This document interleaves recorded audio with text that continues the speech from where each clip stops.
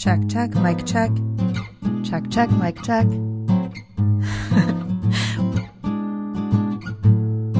Welcome to Podcast Envy, episode 39. I'm Andrea Klunder, your podcast boss, and today I have an incredible wisdom-packed episode for you, and no, that wisdom is not coming from me. That wisdom is coming from 4 dynamic, super smart, very successful, incredible women leaders who have created podcasts in the niche of parenting and podcasts for moms. Now wait, if you are not a mom or you are not podcasting about parenting or being a mom, that does not mean you should not listen to this episode. You should totally listen because I am not either of those two things. And I learned so much from what these women have to share about marketing, about niching, about purpose, about positioning with their shows, and about something that they pretty much have to be masters of, which is time management. This episode was inspired by my interview with Julie Neal of Mother's Quest podcast a couple of episodes about, and I will link back to that episode in the show notes for this one,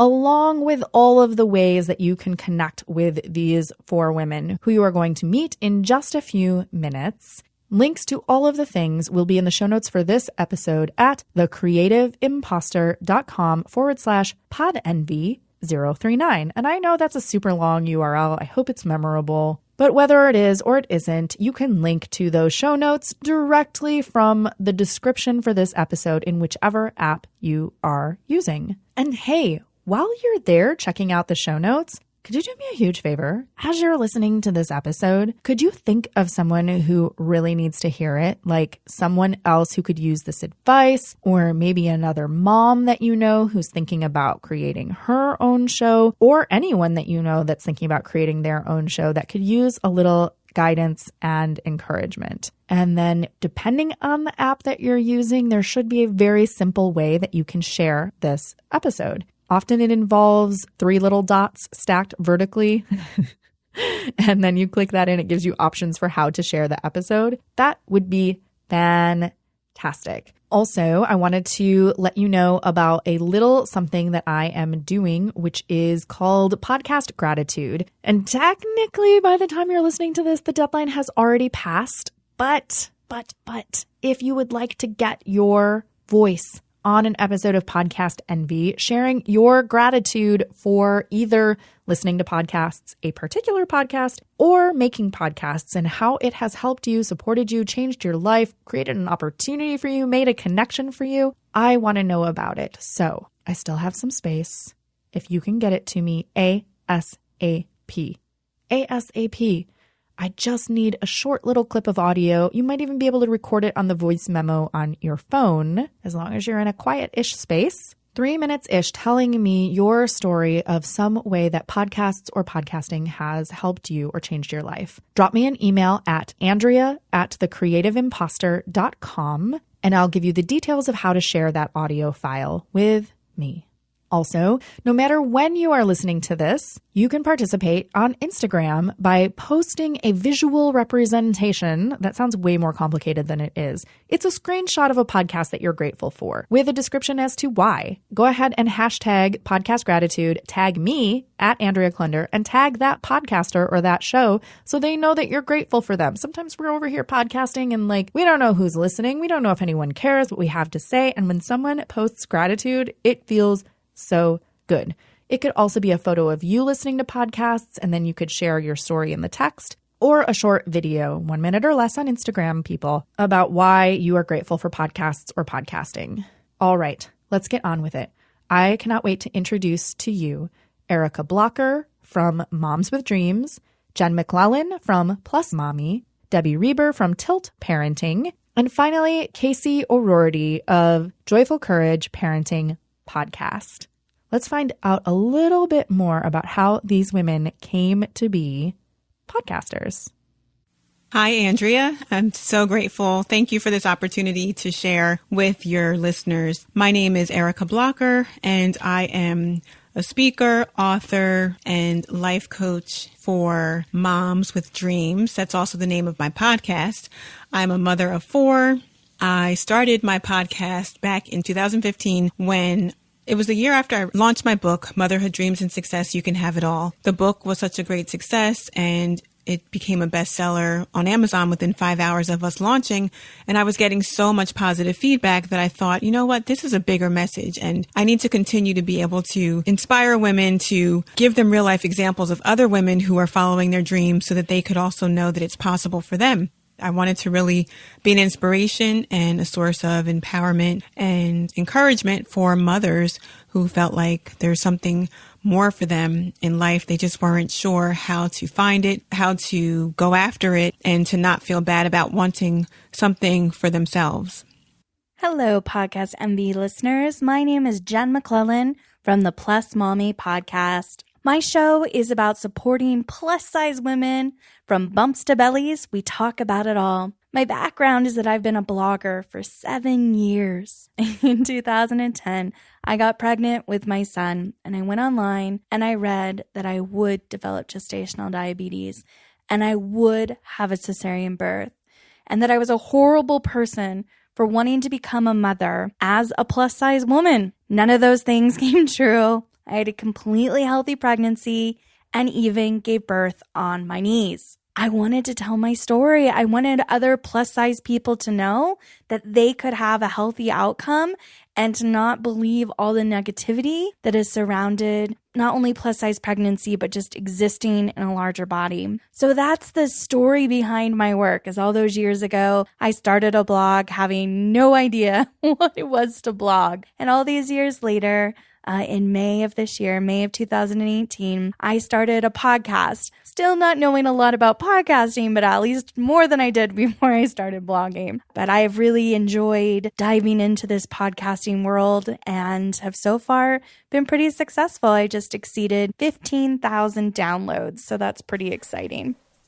My name is Debbie Reber. I'm the founder of Tilt Parenting and the host of the Tilt Parenting podcast, and I'm also an author. My newest book is called Differently Wired: Raising an Exceptional Child in a Conventional World. And I created my podcast in the spring of 2016 because I wanted to create a show that would provide resources and information and inspiration to parents like me. So parents who are raising what I call differently wired kids, which is basically kids who are neurologically atypical. My name is Casey O'Rourke, and I am the host of the Joyful Courage podcast. I started podcasting 3 years ago. I have been a positive discipline parent educator since 2007, started writing a blog, in 2012. And found myself in communities of parent educators that were so inspiring to me, and I love to talk. So I started feeling my way into the possibility of creating a podcast and using the connections that I had to really highlight the real story of parenting. I think there are many resources out there, books, articles, blog posts, and even podcasts that really kind of settle into this illusion that, well, if you just do this, everything will turn out great. And parenting is a lot messier than that. And my hope with the podcast was to highlight the messy, right? To just have a real, authentic space where listeners could connect with the people that were speaking into parenting in a way that allowed them to feel validated and seen and heard. I find it really interesting that one thing that these women have in common is that several of them were already blogging, writing, or coaching and teaching prior to starting their podcast, and the podcast became an extension out of that. I also think Casey sums it up really well and sort of speaks for everyone when she says that her podcast exists to help support her listeners in feeling validated, seen, and heard. One thing you'll notice that is different between them is the particular area or focus that they selected for their podcast. Erica has Moms with Dreams, and it's really focused on the experience of being a mom and not losing yourself in the identity of mom, but still being your own person and still following those dreams despite all of the roles and responsibilities that you have as a mom. Jen focused really on support for plus-size mommies from pregnancy through being a mom and all of the challenges that are unique to that niche. Debbie's show, Tilt, is all about raising differently wired, neuroatypical kiddos. And Casey's show has a very specific focus on a particular style of parenting or approach to parenting. And so I know that in typical marketing advice, we often hear the riches are in the niches, or the riches are in the niches.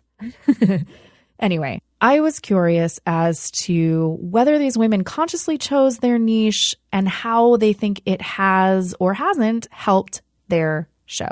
Let's hear from Debbie about tilt parenting first. I chose the niche of parents with differently wired kids specifically because it's really hard to get information and access to the kinds of thought leaders and parenting gurus and authors that I knew would be so helpful for parents kind of in this lonely journey, trying to figure out a path for raising their kids that aren't really quite fitting in. I always talk about our kids as being square pegs that we're trying to push into round holes, but that doesn't work very well. So there were a lot of podcasts out there that were specifically designed for certain differences, like for moms with kids who have autism or for parents with kids who have ADHD. But I wanted to take a big step back and consider neurodiversity in children as a whole. So I cover everything from dyslexia and dysgraphia to giftedness to twice exceptionality to autism to ADHD and everything in between. When I first started the podcast, I didn't necessarily realize that there were very many other mama podcasts. So as far as niche goes, the philosophy that I hold space for in the parenting world is positive discipline. I'm a positive discipline trainer. So I wanted to have conversations that came back to that style of parenting, but also explored the messiness of the human experience. And, it's developed over time. As I've podcasted, my children have moved into the teen years. So I'm even feeling what I'm really interested in right now in talking about is parenting teenagers, because that's what I'm doing, right? That's what I'm doing.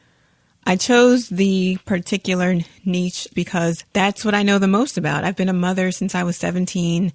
I got married at 22, and I've been a mom for the majority of my life. So I'm passionate about helping women rediscover who they are, because during my marriage, I also lost my identity. I was so engulfed in trying to be a perfect mother and a perfect wife that I lost all sense of who I was as an individual, as a woman, as Erica. So once I went through a really bad divorce, after years of being in a dysfunctional marriage, I had to rediscover who I was. And I realized that because I had lost so much of myself and so many years being so dedicated to everyone else, I didn't know who I was anymore. So I knew that I had to start my life over because it was a new chapter for me. And I figured that if that was something that I was dealing with, then I'm sure that there were other women who were also dealing with it, and not necessarily who went through a divorce, but just in general were losing the sense of themselves, weren't taking good care of themselves, not making self-care a priority, and just sweeping their dreams under the rug, pushing them on the back burner, thinking, I'll get to that when the kids get older, and never really getting to it. And so I wanted to show women how I did it, how I went back to school, earned my master's degree while going through a divorce, started a business, became a best-selling author, started speaking. I did all of that after I became a single mom, a single divorced mom. And it wasn't easy, it was difficult, but I definitely felt like other moms needed the encouragement. I definitely feel like niching has helped me and my show because it's helped me to really hone in on my message and my listeners. When I speak on my show and when I have a guest or anything that I do about my podcast, they already know it's about moms with dreams. I chose the niche of plus size moms within mommy podcasting, obviously because that's my story and that's my background. And I think I go into podcasting with a unique background because I already have a big following as someone who has blogged professionally for a long time. I mean, my Facebook following plus mommy is 177,000 and Instagram plus mommy is 15,000. So I already had this big community. So now I just get to teach them what a podcast is and that it's free and that they should listen. And that has been a unique experience for, I think, a lot of people who go into podcasting not having an established audience already. So one thing I think you're hearing a lot is that the niches these women chose came from their own personal story and experience, filling a need that they were not getting filled in other ways. Debbie's need was all about access. Casey's was all about how she didn't even really start with a niche, but now it's developed and changed over time into focusing on teenagers. Erica sharing about how her story has informed her passion and her focus, and Jen talking about having more than one avenue to support her community. Jen also mentioned how she already had a huge following when she started her show, which you may or may not have if you are considering starting your own show. But regardless, whether or not you do, how do you grow a community? How do you grow a following so that you can provide this additional content and resource and support for your listeners?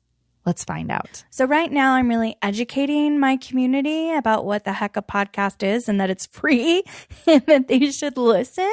Also, connections that I have, asking people with really big social followings to be guests on my show. That has been another way that I've been growing.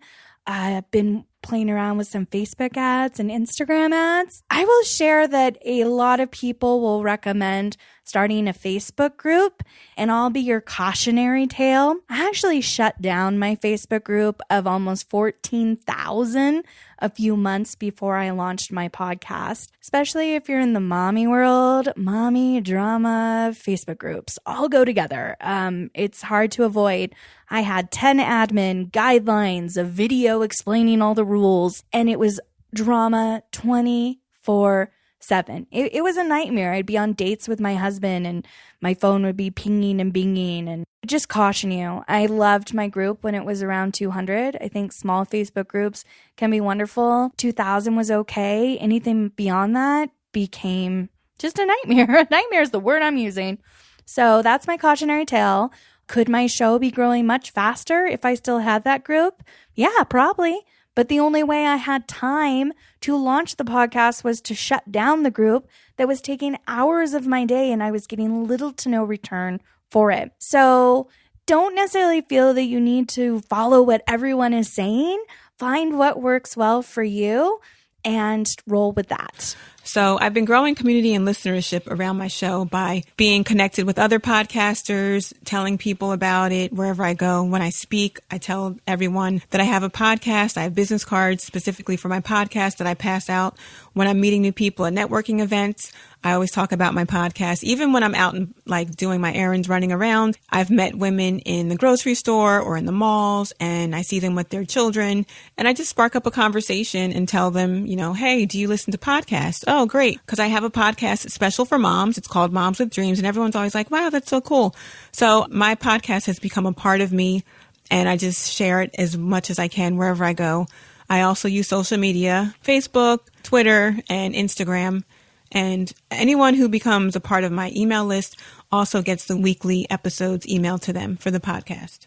My podcast has really grown very much word of mouth. I definitely think that having that niche has helped me with the show because I do provide such a wide range of experts on my show and I cover so many things. And a lot of parents with these differently wired kids, their kids don't really neatly fit into any one box.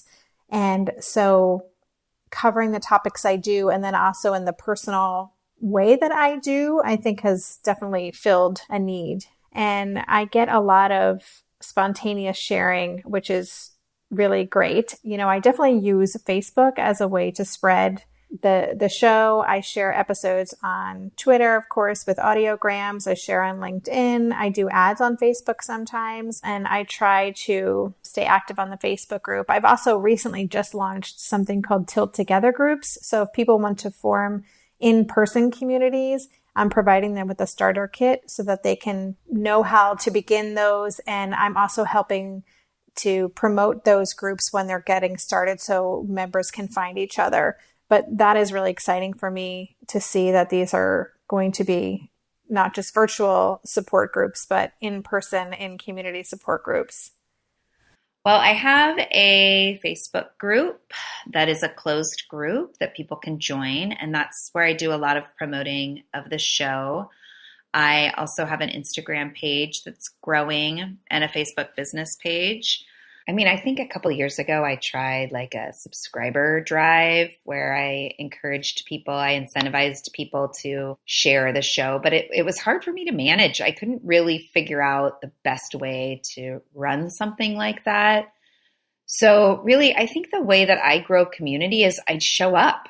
I think that the space that I hold for authenticity and vulnerability and invitation to step in is something that attracts people to me.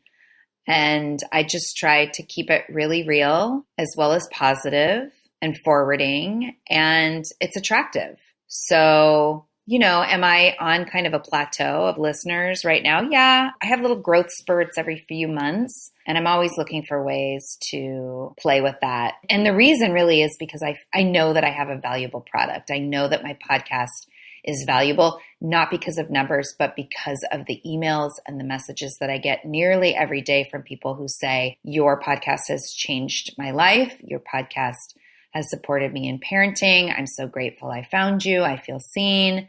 It's really that feedback that lets me know that I am making an impact with this offer that I've put out in the world. Okay, I can barely manage my life, business, and podcasts with no kids. So listening to everything these women are doing to grow their communities and their shows, I was curious, how do they manage their time? And what other challenges besides time management they have faced with their shows? This question is a reminder of all the things I do wrong. I'm not very good with time management. I pour everything into my work. And the end result is I don't pour enough into my own self-care. So let this be a lesson to those listening, because I've been at this for so long, building my own online business, is you have to prioritize yourself and your family. And that's so important. My health has really suffered. I've gained a lot of weight because I haven't at all made time for myself. So I would tell you to make time for yourself. And it's something that I'm really rehoning in on and focusing in on, is having those family dinners, going to my rec center and not just making a donation monthly, like doing all the things we need to do to take good care of ourselves, while also building something amazing and putting it out into the world and helping people along the way. But don't lose sight of yourself as well. That's so, so important. Okay, so the production of my podcast was very daunting in the beginning. When I launched my show back in May of 2015, I was a one-woman show. I did everything on my own. I was scheduling the interviews. I was recording the interviews, editing the interviews, producing them, marketing them, doing everything. I had no idea that it would be so time-consuming and that there would be such a big learning curve for me, because I'm not a technology person at all. And I had to learn a lot really quickly, and I had to manage a lot. Now, luckily, I have a producer. John Buchanan is my editor, Audio Editing Solutions. He's amazing. So now I just have to record my interviews, and then I send them over to my editor and producer, and he does his magic and then brings them back to me all ready to go. So I have an hour. I block out 2 hours. It usually only takes me about 45 minutes, sometimes over an hour, depending on the topic and, all that I have to do. But usually I can knock it out in about an hour. And I do that every Tuesday. My show comes out Wednesday, and that's just how it works for me. As far as recording episodes, I record on Thursday evenings and Saturday mornings. I have a scheduler that I use, Acuity Scheduling, and I send my guests a link and they get to choose their interview time, and then my schedule is set from there. And sometimes I'll block off days if I know I have something coming up. So beyond time management, the biggest challenge with my show was technology. In the beginning, I had no idea what I was doing, and I was just like, I'm going to figure this out. So I used a lot of YouTube. I was in a lot of groups, podcasting communities, and I really asked a lot of questions and just kind of listened and learned and found my way through it. And, just being able to find my voice was difficult too. I was very uncomfortable at first, not the sound of my voice, but just speaking my truth and not being afraid to say what's on my mind. For the first year, I just did interviews where I didn't have to really talk that much. But then last year I started doing more solo episodes because I wanted more of my voice to come through in the podcast. And then also, of course, listenership, always trying to grow that. That's always a challenge, but I don't really look at that as a challenge anymore. I used to be bogged down by downloads and wondering, how do I get more people to listen? But I really don't care anymore. I know that if I reach, one woman and it changes her life, then I did my job. So for me, it's not about numbers. It's about impact. The biggest challenges with my show, I think, are just kind of the relentless schedule of having a weekly podcast. So I have a long list of guests. Sometimes it takes a while to get people onboarded. Sometimes I can woo a certain guest for months until they say yes. There's a lot of follow-up. I've really tried to create systems as best I could to make the process simpler. As a parent, and I'm also a homeschool parent, so I am homeschooling my differently wired 14-year-old child. It's tricky. It's a tricky balance running Tilt and, writing the book, which came out in June. I was on a book tour and there's a lot of work to do still in promoting that and then producing my show. It's been a tricky balance, but I have an editor now that I use, and that has helped immensely just to be able to outsource the editing and also the transcriptions. So I managed to squeeze it all in, but I'm really, really good at time management. I have reached out for help. Well, actually, help has found me. I have an amazing producer. Chris Mann is his name, from Podshaper. He puts together my shows. If it's an interview, he does, some nitty-gritty editing and pieces out the music and where to put the promo reels. If it's a solo show, because I do solo shows as well, he just kind of places the files together and makes sure the sound is all even. And I pay him for that. So I outsource that. I also have an amazing woman named Allison Tedford, and she writes my show notes. I outsource that way. Also, the podcast is it's just so a part of every week for me. I have specific days that I am open to recording interviews. So I've contained that. At the beginning, it was like, when does it work for you? And it was this really open and spacious offer for people that I interviewed. And now I've decided, I get to decide, I get to declare my time frame and then offer it up to my guests. And Mondays are my podcast days. Mondays are the days that I put together my promos. If I'm doing an audiogram, if I'm writing a newsletter that week, I do newsletters every other week. Mondays are the days. Mondays are podcast days. It's Podcast Angel time. And have you noticed that these women are not making their podcasts alone? They have support. They have a team. They have editors. And that's what I do. Did you know that? The Creative Imposter Studios is not only responsible for creating Podcast Envy and coming back in 2019, The Creative Imposter, we also support other podcasters in taking a little bit of stuff off your plate so that you can do what you do best and not have to worry about all of the editing stuff, which is super important to making your show sound slick and clean and professional and making sure that your message really gets across and there are no distractions for your listeners to your show, like bad audio or lots of rambling or those annoyingly loud audible breaths and weird liquidy mouth sounds that sometimes you might hear on other shows. The Creative Imposter Studios provides podcast editing solutions for individuals, nonprofit organizations, and companies who want to make a positive social impact on their communities and their listeners. If you think that sounds like a dream come true, we would love to be your podcast angel.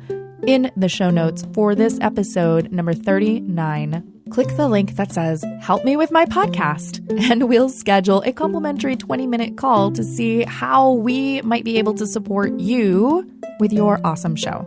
You can find those show notes in the description for this episode in whatever app you're listening on and at thecreativeimposter.com/podenvy039. And if you haven't launched your show yet and just need some support getting it out there's like so many questions and little things that you have to think about that you didn't know you had to think about, and it's taking so much longer than you wanted it to take, consider the Podcast Envy Launch Pod starting in January 2019. I would love to help you launch your show with a group of friends. That's the Podcast Envy Launch Pod, and you can learn more linked in the show notes for this episode and at thecreativeimposter.com/launchpodenvy. Okay, so you're going to invest time and or money, resources in either case, to get help with your show and get it out there and make sure it's as good as it can be. So how do you make that money back? Can your show be profitable? Does it make sense for your business to have a podcast? Let's find out. So my podcast, it's like an umbrella. I had a business before I had my podcast. So there's a symbiotic relationship there. My business supports my podcast supports my business. What I love about podcasting is it really allows my clients, my future clients, to feel as though they know me. So when my people reach out and want to do explore calls for coaching, for example, there's already a sense of familiarity on their side with me because they've been listening to the show. They feel like they know me. That's literally the feedback that I get when I meet people either in person or on the phone is, "Oh my gosh, I feel like I know you." It is definitely a support for my business, and it's a big piece of my offer to the world. And it's my favorite. It's my favorite thing that I get to do. I consider my podcast to be a support for my business because it has allowed me to find clients, women who I probably would have never met in real life. Since it's a worldwide broadcast, I've been able to meet women in all other parts of the world, and I've coached women who don't live by me as a result of them finding my podcast. I consider my podcast to be, I consider it to be a business, although it's not really making money. I do it as a service, but it's part of a bigger organization that I founded called Tilt Parenting, which is something that I hope to continue to grow, eventually building out curriculum for educators and more offerings for parents. So it's one piece of that. My goal is to have it be part of a more self-sustainable business. I absolutely went into podcasting for it to be a business. All those years ago when I started blogging, I didn't. I was just telling my story, and I think that that's why it was so successful and grew so quickly, because my main goal was not to make money. But then quickly I realized what I was developing, and then it had, potential, and now this is what I do for a living. So since I've learned a lot of things the hard way and learned what to do, I definitely am going into podcasting knowing that I want this to be something that makes money, and it already does. I already have ads on the show, and that's because I have relationships with sponsors from being a blogger for so long. But it doesn't have to be. I don't think there's anything wrong with people who want to have a show as a hobby. I think that's fabulous. But I will say, if you want to make money, then treat your podcast as a business from the very start, even when it's not making a single penny and it's actually costing you money, of course, to do. Treat it like a business and be mindful of your time that you're investing into it and your money as well. Ooh, we have already learned so much from Jen, Debbie, Erica, and Casey, but I happen to know that each of them has some very important words of wisdom and best practices, and, well, even some encouragement, of course, because they're moms after all, for you. But first, Let's find out how best to connect with each of them so that you can learn more and become a part of their communities. Erica Blocker from Moms with Dreams podcast is at ericablocker.com. She offers one-on-one coaching, workshops, and a free private Facebook community. My favorite ways to connect online are Facebook and Instagram. Facebook is my favorite because that was the first platform that I started on a few years ago. I'm still very new to social media, and Facebook was the first platform that I joined. I made a lot of great connections, so many amazing people, and of course my family and friends are there too. So I feel like Facebook is my favorite platform. I get to share my thoughts. I get to go deep if I want to. I get to talk. I get to see other people, what they're doing. And then secondly, I like Instagram because you get to tell stories through pictures, and now you can use video. And I want to get into a little bit more with Twitter. I do have a Twitter account. I have, some activity there, but I don't use it as much. My two favorites are Facebook and Instagram. So Erica's on Facebook and Instagram, and links, of course, will be in the show notes for this episode at thecreativeimposter.com/podenvy039. Here's Jen McClellan from Plus Mommy, blogger, podcaster, social media maven extraordinaire. My favorite ways to connect online, even though I still have a big Facebook page, is via Instagram. I love Instagram, and a lot of moms hang out there, and there's not nearly as much drama. At least I don't see it. So that has been where I really spend a lot of time on Instagram stories too, being transparent with my community, being me. No makeup, mom bun days, picking up my kid from school and waiting in the school line and saying, "Hey guys, for today this week's podcast, do you want A or B?" Just engaging has been wonderful. Along with my website, plusmommy.com, I really spent a lot of time building out a beautiful website with a lot of resources for my community and where my show notes are housed. And I treat my show notes like blog posts, and I write a lot of keywords and use search engine optimization so they rank in Google. But you can find me anywhere via Plus Mommy and plusmommy.com. Debbie Reber from Tilt Parenting has an amazing website full of content and resources for raising differently wired kids. My favorite ways to connect online are via social media. I spend way too much time on Facebook. That's probably my favorite place to hang out. I'm okay with Twitter, and Instagram I love, although that's a kind of a different medium. I really do love the way you can create genuine relationships through Facebook. I've met so many amazing people and then had the chance to meet them in real life during my book tour. So for me, that's a really good medium. Debbie is on Facebook and on Instagram. Links, of course, in the show notes. And finally, here's Casey O'Rourke of Joyful Courage. So I have a few different ways of connecting online. I have a Facebook and an Instagram business page. Joyful Courage on Facebook, at joyful_courage on Instagram. I have a private group that is really for the community to support each other called Live and Love with Joyful Courage. You are welcome to ask to join if you're listening and you want to be a part of it. I recently started a new group, Joyful Courage Parents of Teens, because it became apparent that we needed our own space.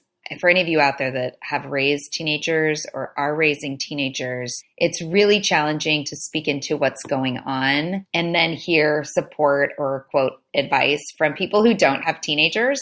And I'm guilty of this too prior to having teens, but if you don't have teenagers, you just don't know what it's like to parent teenagers. And so I really want to hear from people who are in it with me. So I've created that group. I'm open to emails. My email is casey@joyfulcourage.com, and my website is joyfulcourage.com. So those are all the places where you can find and connect with me. I love Casey, and I have even thought about joining her Facebook community for parents of teens. My partner is a parent of 2 teenage girls, and well, we could use all the help we could get. All right, once again, All of these resources are available to you in the show notes for this episode at thecreativeimposter.com/podenvy039. You will also find links to podcasting resources from me, including my January 2019 launch pod for those of you who want support starting your podcast, the VIP circle for those who are already podcasting and want to capitalize on everything I've been storing away in my brain for the last 4 years of podcasting. You can also learn more about the Creative Imposter Studio's podcast editing and production services if you'd like to lift some of the time burden out of creating your show and give it a more professional polish. Okay, the moment you've been waiting for. Best advice for new podcasters and some of that good old-fashioned nurturing mama encouragement. My best advice for a mom who's considering starting her own podcast would be to go for it. It can be really daunting, and I know that people have ideas for podcasts and they might think it's too big of a thing to take on, but there's so many resources out there and tutorials to kind of show you how to do it step by step. And if you just kind of know that you can figure it out as you go along, don't waste time thinking you have to have everything perfectly planned. It's such a great medium that you can put things out there and you can let the show evolve. So don't let uncertainty or kind of fear of not having the perfect plan hold you back from making the show happen. If you are listening and you are considering starting a podcast, go for it. Stop worrying about what is the best mic to buy, and maybe you can't design your own website at this time, or you're still trying to learn about Squarespace or WordPress. Just do it. I think we get hung up on needing all the things when what you really need is your voice. One thing that I will tell you is to plan ahead. Really schedule out what do you want the first 15 episodes to look like? What will be the topics? Who will be your guests? I use Google Docs all the time and have this big spreadsheet of all these weeks ahead. And it's really great because I can look at the dates and, this is around Thanksgiving, so I can do something around being thankful. Really plan ahead and record ahead if you're having guests. And record ahead if you're not having guests, but work ahead. And you do this because if you don't, it's so easy to get caught up in life, especially for moms, right? Your kid gets sick and then the whole family gets sick and then you don't have a voice to be able to record. But if you already have 5 episodes pre-recorded, then you're set. So that's my advice to you, is to don't get hung up on needing all the things, because I'm going to tell you, the first 10 or so episodes of mine do not sound like they do now. And now I'm still working out audio things 26 episodes in. So you'll learn along the way. But the more that you can prepare and plan ahead, the better you'll be and the less likely you will be to walk away from your show. Because so many people start a show and then they never keep going forward. So keep pushing forward by planning ahead. My last words of wisdom is what is your story? What is that thing that all your friends come to you and ask you about? What is that thing that you're always talking about? And that's what your show should be about. What are you passionate about? That will not only keep you going, it will make for an incredible show that people will keep tuning into. I wish you all the best. So I think my best advice is why. Really being clear on your why and your purpose. What is it that you want to bring to the space? What is it that you want people to experience in listening to your show? And are you willing for it to be somewhat of a labor of love? I think there's a misconception that if you have a podcast and you're posting about your show, that somehow you're making money. And it's a pretty indirect avenue for cash flow. Just keeping that in mind. But I think really coming back to purpose, like what is the purpose? What's the impact you want to make? What do you want your listeners to experience? And then from there, I would say join the She Podcast community on Facebook. I love that place. It's a space for women in podcasting, and there's a wealth of information and support there. And be ready to live through the learning curve. Now that I know how to put together my show, it's no big deal, but the learning curve was scary at the beginning, and I felt very much non-tech savvy, but pretty quickly realized that, this is doable. There are video tutorials. There are people that can support me in this. don't be afraid to hire help, because once you get it, you've got it. I love podcasting, and I always used to joke around about wanting to have my own radio show. And then when I think back to that, I laugh and think, oh my gosh, I have that. So really, impact shows up in so many different ways. And if my purpose of podcasting is to make a difference in the lives of parents, mission accomplished. I'm doing that. I know that I'm doing that.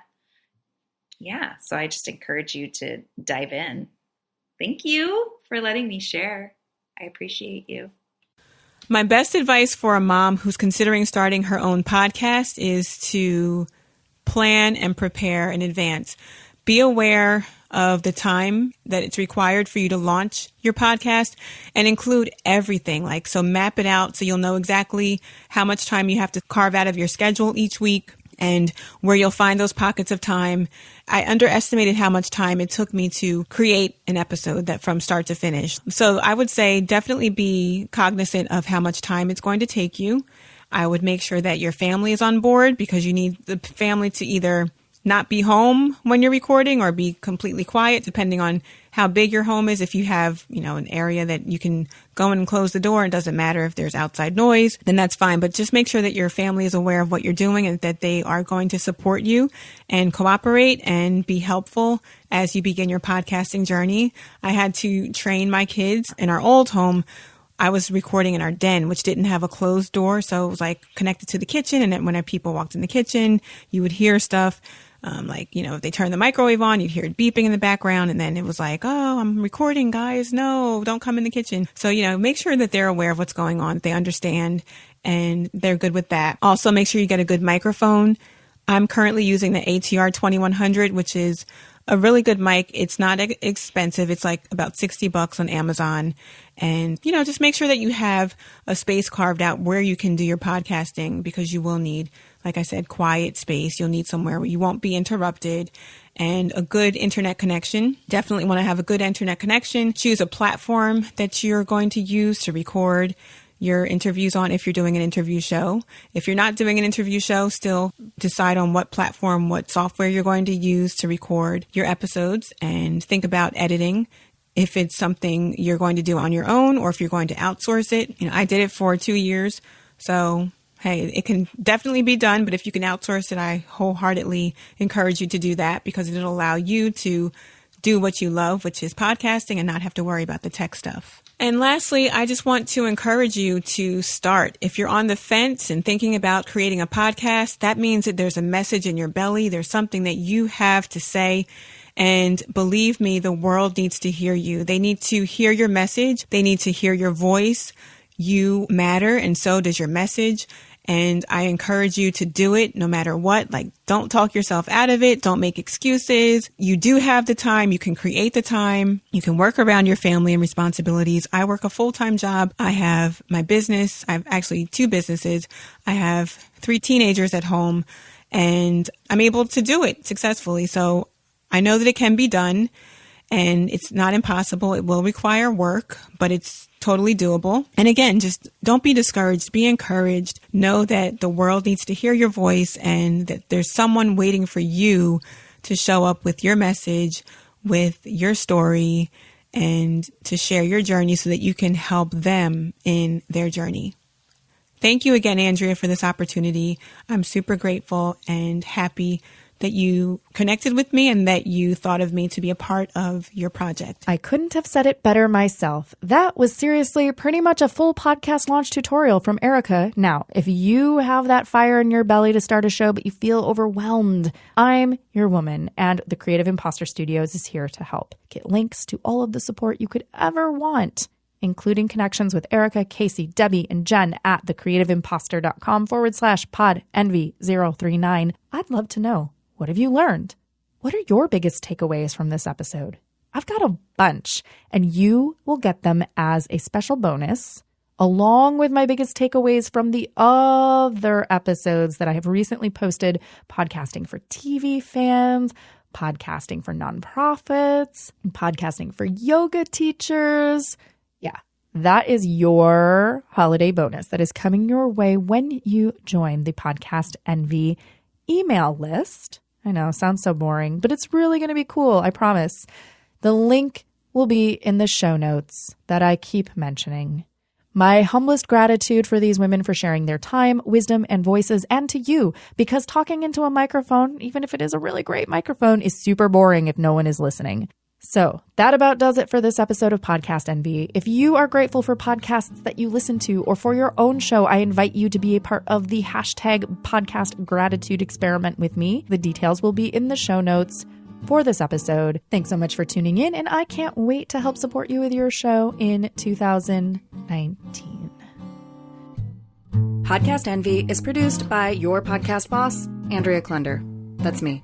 The Podcast Envy theme music is by Valentin Sosnitsky, courtesy of the Free Sound Project at freesound.org, and our podcast Angel music is by Benjamin Mastropolito, also on freesound.org as Lemon Cream. All music is licensed under the Creative Commons. Our episodes are mixed by Edwin Ruiz, and hey, if you want your show to sound as good as ours, hire us.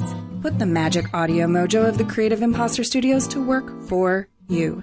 Thanks so much for listening, and here's to making your podcast the envy of everyone else.